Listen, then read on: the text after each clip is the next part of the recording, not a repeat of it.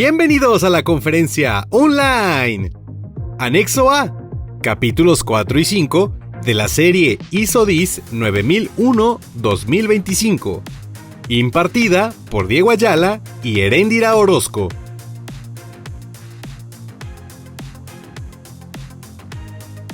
Diego Ayala es director de certificación en Global Standards. Además, es auditor en sistemas integrados, ISO 9001, ISO 14001, ISO 45001, ISO 21000, ISO 37001, FSSC 24000, ISO 7101 e ISO 20121.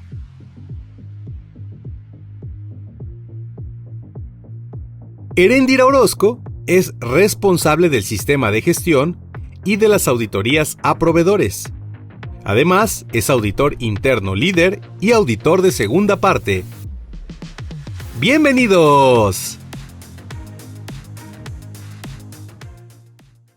¿Qué tal a todos? Bienvenidos una vez más a este webinar, que por cierto van a ser una serie de webinars basados en la ISO 9001, que está en proceso de revisión. Sin embargo, viene un tema muy interesante del anexo A y vamos a hacer una serie de webinars para que estén pendientes cada uno de ustedes. Gracias por acompañarnos y a todo nuestro público, y estén muy al pendientes de toda esta serie ISO 9001. Bien, vamos a entrar en materia. Vamos a hacer una serie de webinars. En esta ocasión vamos a ver ciertos elementos. Estén pendientes en redes sociales, en nuestra página para el resto de los webinars, por una sencilla razón.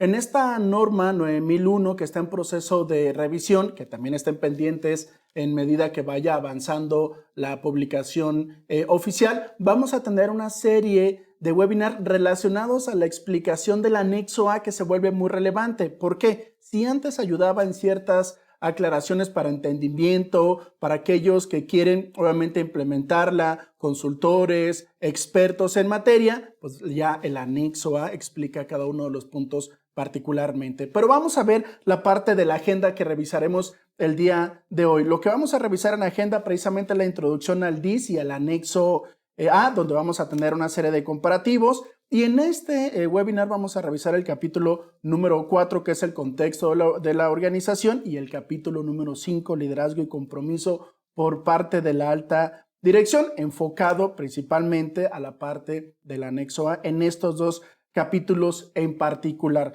También ven en pantalla lograr una visión sobre los requisitos de la DIS, es donde vamos a hacer el comparativo de las tablas de lo que marca la 9000 en su proceso y el anexo correspondiente a esos capítulos que hemos referido, particularmente el capítulo 4 y el capítulo número 5. Pero para esto hay una familia de normas, Heréndira, al respecto. Así es. Entrando en materia ya de la explicación respecto a la familia de normas, iniciamos con la ISO 9000, que también está en proceso de desarrollo y que está en un periodo de consulta pública. Esta norma nos ayuda para estar identificando la información respecto a las definiciones, a los criterios que nosotros, si somos una organización que apenas estamos empezando a implementar ISO 9001, pues nos funciona para que estemos conociendo los principios básicos. Posteriormente también se está incluyendo en la familia de normas ISO la ISO 9001, la versión 2025, que justo es la que estaremos conversando en esta serie de webinars. La ISO 9004 en su versión 2018, que esa nos apoya justo para realizar una autoevaluación durante la implementación de nuestro sistema. La ISO TS 9002 en su versión 2016, que nos apoya también justo a comprender más los criterios para nosotros poder estar implementando la ISO 9001. Y también que está en periodo de consulta pública la ISO 19011. Esta norma que nos da los criterios que nosotros tenemos que considerar como equipo evaluador para poder estar realizando todo tipo de auditorías. Entonces nos da los criterios que los auditores tendrían que estar siguiendo. Después, para que entendamos cuál es el periodo de consulta de esta norma, la introducción al DIS y al anexo, tenemos que entender que en el periodo de agosto del 2025 entró el DIS como tal se hizo la publicación. Entonces, todas las empresas, organizaciones que ya tienen una certificación, tienen que estar al pendiente de este documento.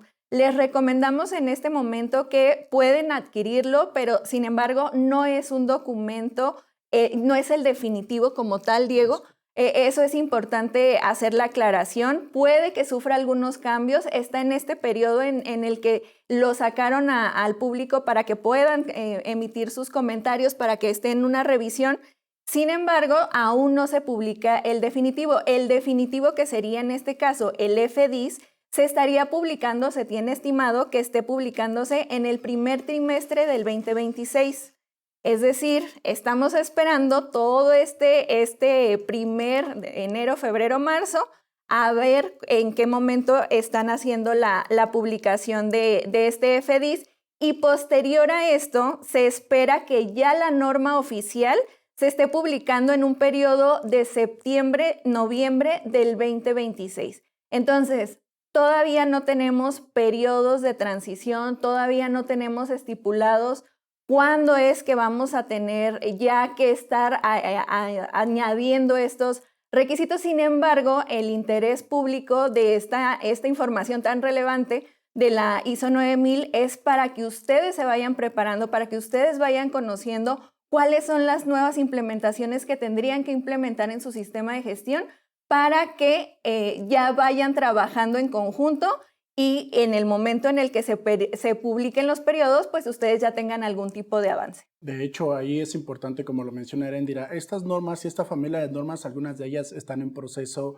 de revisión, y la línea de tiempo que justamente Eréndira hace referencia, ojo audiencia, no se vayan a confundir, no es que se certifique DIS o se certifique FDIS, no, es un proceso de revisión de la norma, simplemente que ustedes estén pendientes de los potenciales cambios, y hay que esperar la norma oficial, que en este caso se pretende que sea la ISO 9001-2026. A partir de ahí, seguramente los entes acreditadores sacarán un documento para el periodo de transición de los organismos de certificación y posteriormente los clientes certificados. Entonces tengan presente esta información, pero es importante que ustedes tengan presente el anexo, porque normalmente en la medida que va avanzando la revisión, es en la medida que ya no hay cambios tan drásticos al respecto de ellos. Si hay alguna modificación, seguramente después se lo vamos a mencionar. Bien, vamos a hacer un recordatorio del índice, cuáles son los capítulos que tienen cambio. Ahí en pantalla pueden ver la estructura, en este caso de la ISO 9001 versión actual certificable 2015 y la ISO DIS 9001-2025. Y en este caso, si ustedes ven en la pantalla, viene la misma estructura, es decir, el mismo alto nivel de estructura. Hay uno de los puntos que se eliminan, en este caso es el anexo B informativo. Eso se elimina y se fortalece el anexo A con el resto de la estructura que ustedes ya conocen, es decir, objeto y campo de aplicación, referencias normativas, términos y definiciones, y los debes inician a partir del capítulo número 4, 5, 6 hasta el número 10, que eso es parte de seguramente lo que vamos a estar hablando a través de todos estos webinars al respecto de ello. En la siguiente slide, también como parte del anexo A, tiene como objetivo principal aclarar o evitar cualquier confusión sobre los requisitos establecidos en estos capítulos, y nos da pues una mayor referencia como tal, no una solución específica, Eréndira, que diga exactamente tienes que hacer eso, pero te da de alguna forma una guía, alguna orientación que pudiera fortalecer alguna metodología que ustedes tienen, algún documento que tendrán que ajustar al respecto de ello, pero no nada más es el anexo al que te ayuda al respecto de ello, sino también hay algunas otras referencias, Eréndira, como la ISO TS 9002 o el handbook de la parte de ISO 9000, donde viene mucha información en la página de ISO TC 176, Eréndira. Así es, aquí es importante aclarar que como tal el anexo A lo que busca es aclarar el debe que ya nos está especificando cada uno de los puntos de la norma. Entonces, es importante que también lo revisemos, que busquemos la mejora para saber si realmente estamos buscando una buena implementación de cada uno de los apartados de la norma. Por eso es que se eliminó el anexo B, pero ahora en este DIS o en esto que nos está presentando la actualización, nos ayuda o nos permite poder conocer cómo viene, cuál es el cambio que se está esperando y que se está buscando en cada uno de los puntos, o cómo podemos nosotros robustecer nuestro sistema de gestión. Bien, en la siguiente, y vamos entrando con este contexto previo relacionado. Ahora sí vamos a entrar en materia. El día de hoy el objetivo es ver el capítulo 4 y el capítulo número 5. En la siguiente imagen puede ver el comparativo que hemos hablado en webinars anteriores, donde viene la estructura específica de ISO 9001-2015 con la ISO 10 9001-2025, donde aparece en rojo tanto en el capítulo 4 específicamente en el capítulo 5 cuáles son los requisitos eliminados en cuestión de estructura, que eso ya lo hemos hablado anteriormente, pero solamente es un pantallazo para que vean cómo vamos a llevar esta secuencia de webinars en la estructura, insisto, del capítulo 4 en el capítulo 5. En la siguiente imagen viene el modelo gráfico de ISO, donde se mantiene, donde vienen los requisitos de los clientes y de las partes interesadas relevantes, donde en medio de eso y la satisfacción del cliente y de los productos y servicios entra todo el sistema de gestión de una forma gráfica, donde de forma diagonal en la parte superior izquierda pues abona todo el capítulo 4 y el central en la parte superior, la parte de liderazgo, que el día de hoy es lo que vamos a hablar, pero en sí básicamente se mantiene el mismo modelo. Vamos a entrar en materia con el capítulo 4 y 5 y el anexo. Bien, vámonos sobre el 4.1, Erendira. Así es. Para el 4.1, en su pantalla podrán estar identificando de su lado izquierdo la propuesta de lo que está mejorando o mencionando el apartado 4.1 de la norma.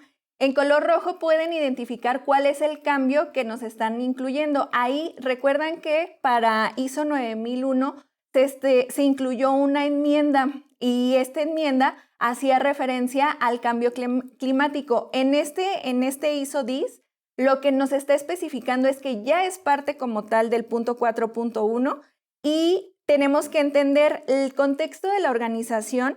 A menudo se está mencionando como un entorno empresarial, un entorno organizacional o un ecosistema de la organización. Entonces, podemos estarlo identificando de cualquiera de las maneras. Adicional, la organización también tiene que identificar cuáles son las condiciones internas y externas. ¿Para qué? Pues para no afectar la capacidad para cumplir los objetivos de los resultados. Y también deben de estar considerando cuáles son los requisitos de las partes interesadas con el enfoque basado en riesgos y las oportunidades. Es importante que estemos conociendo todo lo que tenga que ver con nuestras partes interesadas sin dejar de lado las cuestiones del cambio climático, Diego. Sí, definitivamente es algo que seguramente ustedes ya tienen. Aquí hace más precisión, partes interesadas relevantes, tienen que estar sumergido, asociado al tema del cambio climático y tiene que ser un documento pues no estático, tiene que ser dinámico constantemente en función de algún cambio, de alguna ley, de algún requisito, de una parte interesada, de cualquiera gubernamental, constantemente. No es típico que cada año vamos a actualizar el documento, la metodología que tengan. Tiene que ser más dinámico y tiene que ser un documento multifuncional. No nada más lo tiene que conocer el encargado del sistema de gestión, por así decirlo, Erendira, porque al final es la base, de ahí inicia la norma, donde se ve toda la fotografía de dónde va a estar operando la organización y en ese sentido tiene que estar pues establecido la parte muy clara de partes interesadas relevantes y cuál es el seguimiento a cada una de ellas. Insisto, es algo que ustedes ya han trabajado, son guías en las cuales ustedes pueden fortalecerlo. Si algún concepto, Erendira, que digan, esta guía lo quiero hacer un debe dentro de mi organización y les genera valor, evidentemente adelante con ello. Entonces ese es el 4.1. Vámonos ahora al 4.2 que va junto con pegado, es decir, es la comprensión de las necesidades y expectativas precisamente de las partes interesadas. De la misma forma, del lado izquierdo pueden ver el cambio que se propone para la ISO 10 9001, en este caso en su proceso de transición a la 2025, donde pues se abordarán a través del sistema de gestión pues toda la comprensión de las necesidades y expectativas. Y en este caso también la organización pues va a supervisar y revisar la información sobre las partes interesadas y sus requisitos pertinentes, como les digo, incluyendo el cambio climático. No es un tema estático. Aquí el mensaje que busca, inclusive en el anexo A, que es parte de esto, te dice que al final las partes interesadas pues tienen que asegurar de cumplir los requisitos del cliente, los legales y reglamentarios.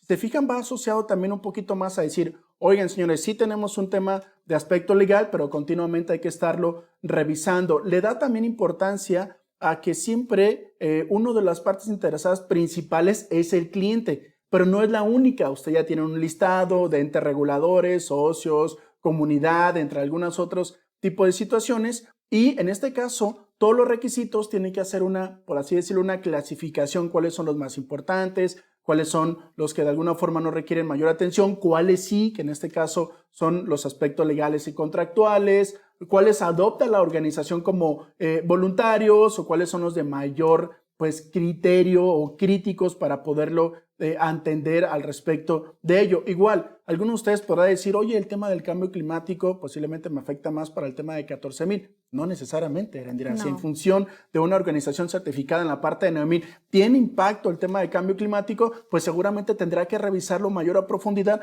por las afectaciones que pudiera tenerse en la parte de los requisitos que ellos mismos están estableciendo en la razón de ser de la organización. Entonces también es importante como parte del anexo estar monitoreando activamente ese documento. Por eso les digo, no es un tema estático que cada año o cada auditoría interna no lo verificamos o cada ciclo, no, tiene que ir en constante evolución porque al final pues eso va a ir creciendo la revisión o el análisis en función de cada una de esas características. Y finalmente el anexo A te dice, no hay un documento o una metodología específica. La organización puede determinar una metodología específica, clara, contundente. Si hay algún momento que la metodología no es la correcta, pues es momento de hacer algún cambio o de alguna forma tropicalizarla en algo que les funcione a ustedes para que básicamente en conclusión del 4.1 y 4 yo diría que sea un documento dinámico y no estático en función de todas las situaciones que hemos mencionado al respecto de ello y que al final es un tema que ustedes tendrán que revisar internamente, ¿no? Así es. Y para el punto 4.3 del capítulo 4, la determinación del alcance del sistema de gestión de calidad, este punto es súper relevante porque nos está permitiendo que nosotros definamos qué productos, servicios y actividades tienen que estar cubiertos por el sistema de gestión. Aquí también recuerden que se pueden incluir sitios, ubicaciones o procesos que estén considerados como relevantes. El alcance nos va a permitir evitar confusiones y estar delimitando el alcance, valga la redundancia, del sistema de gestión. Aquí es muy importante que nosotros estemos identificando, de acuerdo a esta actualización de la norma, cuál es el alcance de nuestra certificación y cuál es el alcance de nuestro sistema de gestión. Esto puede ser no lo mismo, pero tenemos que identificar como organización qué es lo que nosotros, o el apartado de nuestra organización que nosotros estamos certificando, pero cuáles son todos los procesos que nosotros estamos incluyendo desde nuestro sistema de gestión. Recordemos, nosotros tenemos procesos principales, procesos de soporte o procesos auxiliares y los procesos de gestión. Entonces, de todo este grupo de procesos, ¿cuáles son o cuál es el corazón de nuestra certificación? ¿Qué es lo que nosotros estaríamos considerando como el alcance, lo que entra y lo que se va a tener que cubrir con esta normativa, Diego? De hecho, un ejemplo claro es que la parte de 9,000 no necesariamente tiene que estar certificada toda la organización. Igual la organización dice, nada más voy a certificar una parte del proceso y la declaratoria que viene en el certificado que ustedes encuentran en cualquier parte, y me refiero a la organización, en sus proveedores o en la red de cadena de suministro, etcétera, viene una redacción. Lo que busca evidentemente en la explicación de las diferencias es que esa redacción va a estar asociada a los procesos principales mayormente, que es el core business, porque al final el sistema de gestión tiene un poquito mayor de amplitud porque tiene procesos principales, tienes procesos de soporte y tienes procesos directivos o administrativos. Entonces simplemente hace la diferencia de ten claro cuando tú determines el alcance de tu sistema de gestión, qué es los límites y aplicabilidad, pero también por requisito de Global Standard de los organismos de certificación, les van a pedir exactamente el texto que va a ir dentro del certificado. Y uno con el otro tienen totalmente relación al respecto de ello, solamente tengan esa claridad para que lo puedan tener pues con mayor detenimiento dentro de su organización, con esa claridad suficiente al respecto de ello, ¿de acuerdo? Bien, ese es el 4.3 donde explica exactamente esas diferencias. Insisto, seguramente ustedes ya tienen claro esto, los requisitos, simplemente lo que hace el anexo es como mayor claridad. Igual algunos de ustedes dicen, eso para mí ya era claro, perfecto, posiblemente para otras personas no lo tenían tan claro al respecto de ello. Y vámonos al capítulo 4.4, lo que dice el anexo y lo que dice en este caso la ISO 10001. Vámonos a la parte en pantalla, nada más como referencia, del lado izquierdo, lo que está marcado en rojo, lo que se propone para este proceso de transición de la ISO 10001, en el cual pues establece la información documentada debe estar disponible en la medida necesaria y en este caso para respaldar el funcionamiento de los procesos y como prueba de que los propios procesos se están llevando de forma adecuada. Pero el anexo A sí te establece y hace mayor énfasis al círculo de planear, hacer, verificar y actuar. Ojo, si viene un gráfico y esto no significa que nada más por el ciclo del gráfico, a través de todo su sistema de gestión, si ustedes hacen una sección de cuáles son las fases, fíjense qué interesante. Ustedes tienen un mapa de proceso. Dentro de ese mapa de proceso, ustedes tienen potencialmente una clasificación de procesos. Procesos principales, procesos directivos y procesos de soporte. Pero si hacemos esa clasificación dentro de ese mapa y dentro de esas 3 clasificaciones de proceso, no necesariamente tiene que ser 3, igual tienen alguna otra clasificación, la pregunta sería para ustedes, de acuerdo al anexo, ¿cuáles de esos mapas de procesos y procesos te funcionan como planificar? ¿Cuáles van a ser los de hacer? ¿Cuáles son los de verificar y cuáles van a ser los de actuar? Será interesante hacer ese cruce de información y se van a dar cuenta cómo tienen clasificado. Y no nada más es un tema de ISO 9000, es un tema de una base de todos los sistemas de gestión, inclusive para aquellos que son auditores internos, en la parte de la ISO 19011 también te maneja esa situación y lo único que dice el anexo es haz ese análisis para saber cómo tienes que fortalecerlo. Adicional te establece, determina tus elementos de entrada y salida. Insisto nuevamente, digo eso ya lo tenemos claro, pero igual algunas otras organizaciones no tienen clara la palabra interacción de procesos, que básicamente, y si hago un zoom a los procesos principales, el proceso número 1 en esa secuencia de izquierda a derecha debe tener los elementos de entrada, en este caso las partes interesadas y de los clientes, pero su proceso 2, sus entradas, sus salidas, mejor dicho, van a ser las entradas del proceso número 2 y su parte interesada relevante igual es el cliente interno.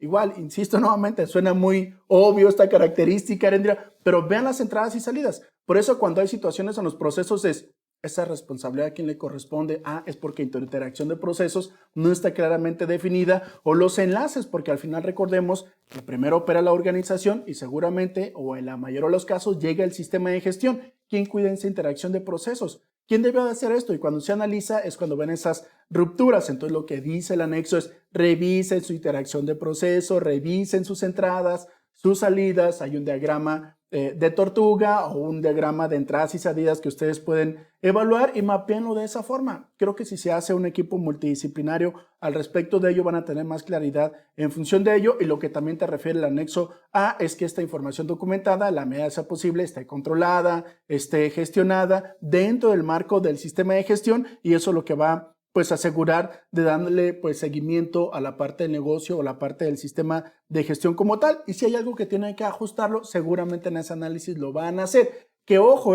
también no es que tengan que hacer revisiones cada año, no. En la medida que esté evolucionando el sistema de gestión, si tenemos una nueva línea, si tenemos un nuevo producto, si tenemos un cambio en los temas legales o reglamentarios, es en la medida que así van a cambiar sus metodologías de sus matrices, etcétera, pero también su interacción de procesos, ya sea, insisto, principales de soporte o directivos, y es un tema que, insisto nuevamente, es dinámico lo que está solicitando el anexo número A, y con esto cerramos el capítulo número 4. Así es, y continuamos con el capítulo 5, que es respecto al liderazgo. En el 5.1, el liderazgo y el compromiso, nos hace un recordatorio el anexo A de este peso que tiene que tener la alta dirección respecto a liderar con el ejemplo. ¿Cuál es este? Pues promoviendo esta participación y la concientización de todo el personal para el sistema de gestión. Aquí también, ¿qué es lo que nos está invitando? Pues a cumplir con todos los requisitos que se tiene que tener por parte del cliente o los requisitos legales o gubernamentales que nosotros tengamos aplicables para nuestra organización y con esto lograr la satisfacción de nuestros clientes. Entonces, todo este capítulo lo que nos está invitando respecto al anexo A es a que nosotros realicemos esta concientización donde recordemos, nos invita a volver a los orígenes, a analizar nuevamente esta actualización de la norma, Diego, nos invita a hacer una reflexión de que si nosotros ya tenemos algo implementado, buscar una manera o ampliar nuestro criterio para estar definiendo que el punto se esté cumpliendo específicamente. También nos invita o nos hace una reflexión respecto a que nuestro comportamiento ético es esencial. Nosotros tenemos que tener perfectamente identificado cuál es la calidad que vamos a estar ofreciendo a nuestros clientes. Y en función a eso, la conformidad que debe lograrse de manera sistemática y continua y no como un hecho puntual. Nosotros tenemos que tener esta apertura para la mejora continua basado en el liderazgo y el compromiso de la alta dirección. Yo ahí determinaría, inclusive ustedes lo ven en sus auditorías internas o los organismos de certificación o Global Standard, cuando se hace un ejercicio de auditoría a la alta dirección, pues es muy relevante porque al final es el que toma las decisiones dentro del sistema de gestión relacionado al tema de los recursos, relacionado al tema de la operación, y es la invitación, si a mí me permiten, yo voy un poquito más allá en el sentido de que sí hay dos conceptos muy importantes que es la cultura de calidad y la parte del comportamiento ético, pero en esencia va más allá. ¿En qué sentido? ¿Cuál es el involucramiento integral de la alta dirección ante el sistema de gestión? No es objeto de una reunión donde presentamos el tema de la revisión por la dirección, sino tiene que ser algo continuo.